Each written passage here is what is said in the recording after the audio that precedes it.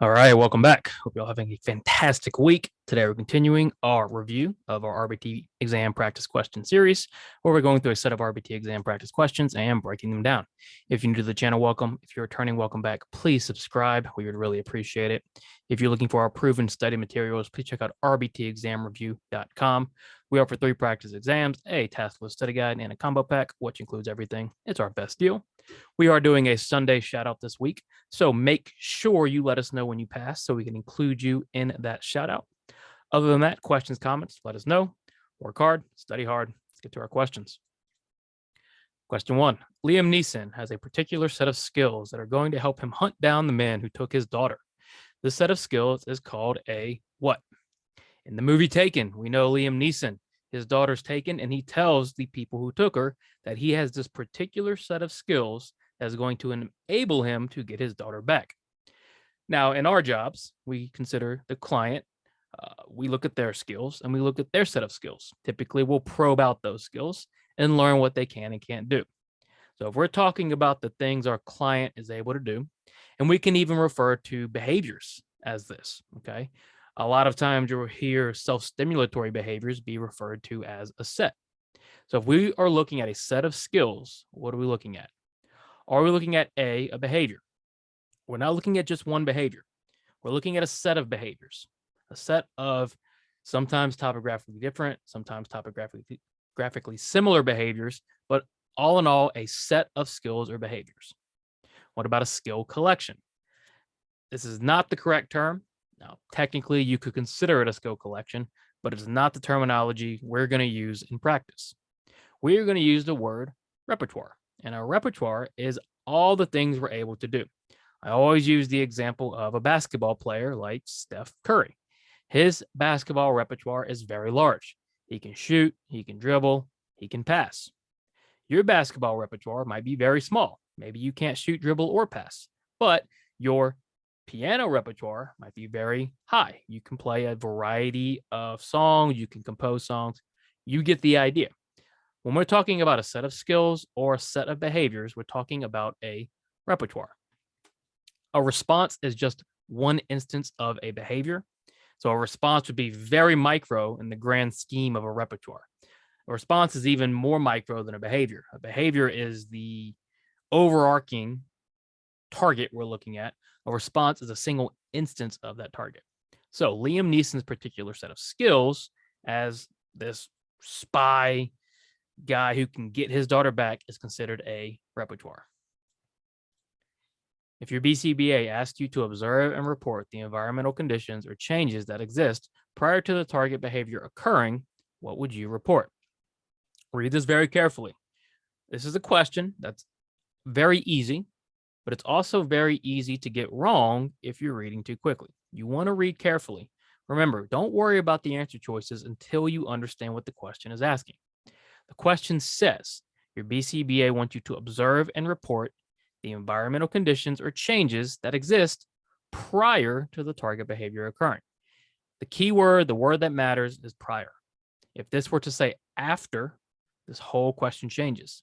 But since we're talking about prior, we're talking about what happens before the target behavior occurring. So what are you going to report? A, antecedents. Are you going to report antecedents? Of course, antecedents exist prior to the target behavior occurring. If we think about ABC, antecedent behavior consequence, what happens before the behavior? The actual behavior, then what happens after? So when we're talking about reporting what happens before or prior, we're talking about antecedents. Consequences occur after the behavior. So again, if this said changes that exist after the target behavior, we'd be talking about consequences. Functions are the reason the behavior is occurring. We're not there yet. Once we get the antecedents, once we get the consequences, we can start examining functions. And then responses. Responses, of course, are the behavior. They're single instances of behavior. They're that middle piece in our ABC. Always remember antecedent, behavior, consequence.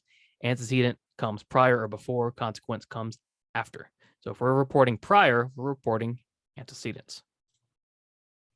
The teacher calling on a student who has their hand raised, but not a student who has their head on their desk is considered what?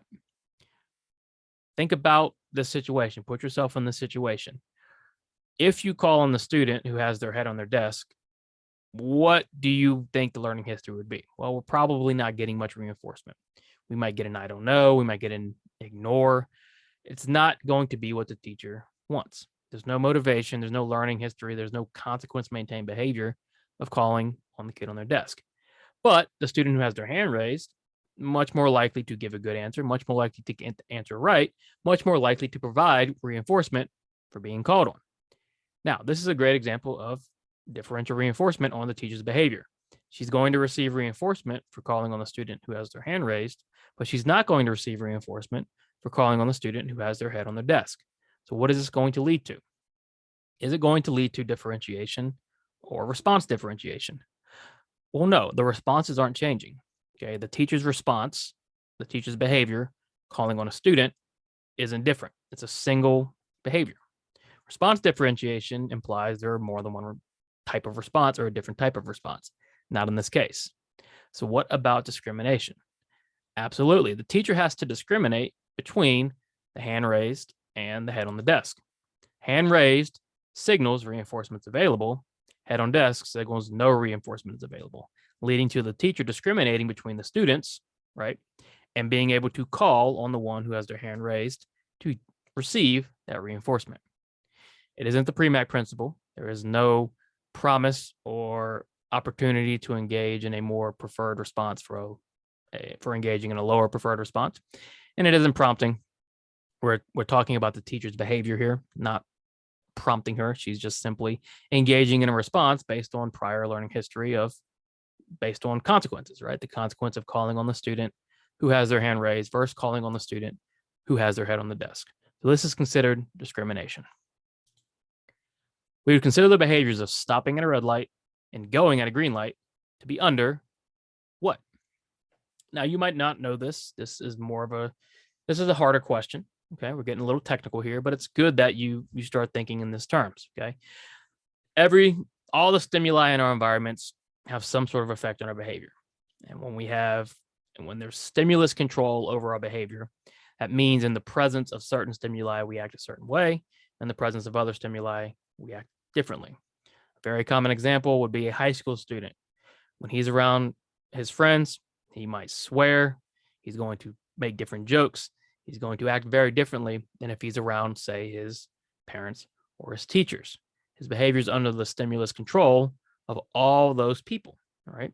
Around his friends, he acts one way. Around his parents, he acts another. In this case, when we stop at a red light, the behavior of stopping is under stimulus control of the red light. Going at a green light is under stimulus control of the green light. We go because we see the green light. Our behavior is under stimulus control. It isn't under an antecedent intervention. It has nothing to do with antecedent interventions, manipulating MOs, anything of that nature.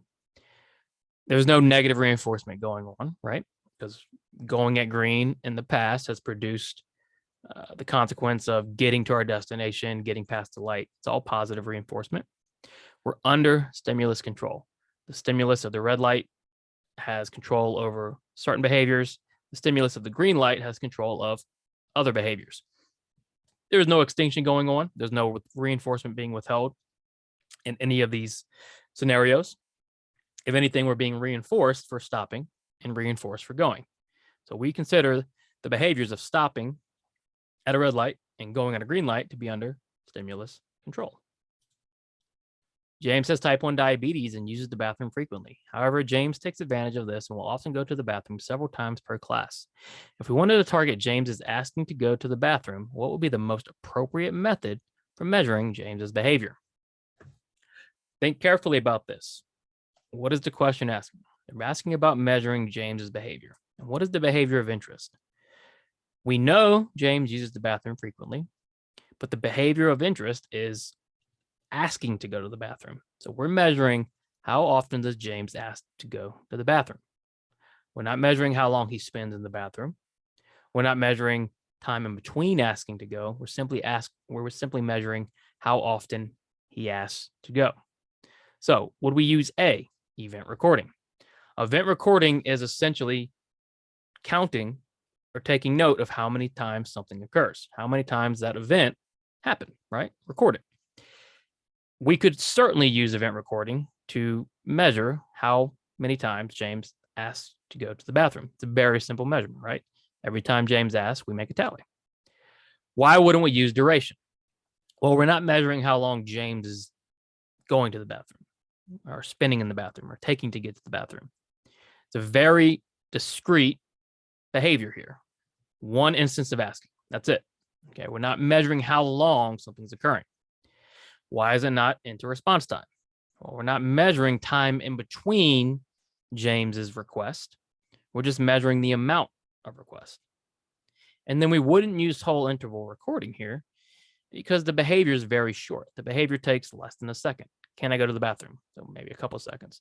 But whole interval recording is not going to make a lot of sense if we want to continuously measure James's behavior for one, because whole interval recording is discontinuous measurement.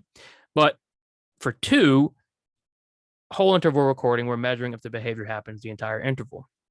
This behavior is never going to happen for more than a couple seconds. Just doesn't make much sense. The simple, most appropriate way would be to use event recording. How many times does this event occur? Mark it down.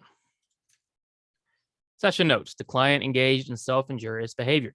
Client swung an open hand towards his leg repeatedly, contacting the palm of his hand. A red mark was observed as a result of the behavior. What is the session note describing? All right. Think of two things when we define or describe behavior. Function, topography. Function, why the behavior occurs. Topography, what does that behavior look like? Are we describing why the behavior is happening here? Or are we describing what that behavior looks like? Well, let's read it one more time. Self-injurious behavior doesn't tell me why it's happening, doesn't even tell me what it looks like. The client swung an open hand towards his leg repeatedly, contacting the palm of his hand. A red mark was observed. Does this tell you why the behavior occurred? It does not. There's no antecedents, there's no consequences. It does, however, tell you what that behavior looks like. You can clearly picture the client swinging an open hand towards his leg repeatedly, contacting the palm of his hand, and leaving a red mark. You can clearly picture the topography or what that behavior looks like. So what is that session note describing? Clearly, the topography of the behavior. The four functions of behavior are blank. Yes, easy question. However, this is more of a trick question to, one, educate, but two, make sure you're on your toes. So A, escape, attention, tangible, automatic. Are those the four functions of behavior? 100%, right? Very easy. You know that for a fact, those are our four functions of behavior. However, if you look at B, escape, attention, tangible, sensory. Now, are automatic and sensory the same thing? Yes. Are they used interchangeably? Yes. Same exact thing. Common times, we use sensory a lot more than automatic. All automatic means is alone. It means you don't need another person to deliver the reinforcement. The reason sensory is used is because we think typically of self-stimulatory behaviors, sensory, quote unquote, behaviors. So automatic and sensory are used interchangeably. You need to know that. What about C, escape, attention, tangible, control? Is control a function? It is not. You might have heard of it referred to as, quote unquote, the fifth function, which just isn't actually technically correct, okay? We just see a lot of control behavior. However, we're never going to describe the function of behavior as control because in the literature, it is not actually a function of behavior. The four functions of behavior are escape, attention, tangible, and then automatic sensory. Remember, avoidance is also a function of behavior, but it's also associated with escape. You have to be aware of these things. Our answer here is D, both A and B. You've been instructed to take whole interval data. The target behavior is the client sitting in their chair without standing up. You record the following data. How many responses occurred? Okay, we have to do a little analytical work here. So let's look at our data. At the very top, it reads 20-second intervals. Don't skip anything if you're given a chart or a graph or a data table like this. So we're using 20-second intervals, and we know we're using whole interval data. So how long does the behavior need to occur for it to count as a response? Well, the whole interval or 20 seconds. If that behavior doesn't occur for 20 seconds or the whole interval, it's not a response. So 19 seconds. Is that a response? It's It's not. It did not occur for 20 seconds. If we were using partial interval, it would be. But we're not using partial interval. We're using whole interval. 19 seconds doesn't count. 2, 8 seconds. Obviously not. 3, 9 seconds. Nope. 4, 19 seconds. Nope. 5, 18 seconds. Nope. 6, 4 seconds. Clearly not. 7, 19 seconds. Again, no. And then 8, 12 seconds. Finally, no. So if you were to record responses, how many would you record? 0. Okay. So you can see whole interval data, while it has its place, it can drastically underestimate behavior. You know this behavior happened very frequently or very often. Your data is going to indicate it happened 0 times, which is why we have to be very careful when we use this type of data collection. However, given the information, we're going to record 0 responses. You're designing treatment plans that utilize intensive prompting methods. Why is it so important that you design a plan to fade the prompts? Why does it matter that we fade prompts? Why is that important? A, fading the prompts helps to prevent prompt dependence. That is probably number one, right? Prompt dependence is very bad. It's very hard to get rid of, especially as kids get older. Relying too much on prompts is going to influence the client themselves to rely too much on prompts. You don't want to create prompt dependence. Fade, fade, fade, fade. B, fading the prompt is only necessary if I use most to least prompting. That is inaccurate. Even if you use the least intrusive amount of prompting, you still have to get rid of the prompting. Because if we look at C, the prompt becomes a temporary SD in your contingencies. Prompts serve as temporary SDs, meaning the behavior becomes under the stimulus control of the prompt and not the actual SD, which is a big problem. So why do you want to fade the prompts? Well, you want to fade the prompts to prevent prompt dependence, and you want to fade the prompts because you want to get rid of the temporary SD and transfer control to the real SD. Our answer here is going to be D, both A and C. Okay, thanks for watching. Please visit rbtexamreview.com for our study materials. Please let us know when you pass your exam so we can include you in our Sunday shout out. As always, work hard, study hard, and we'll see you soon.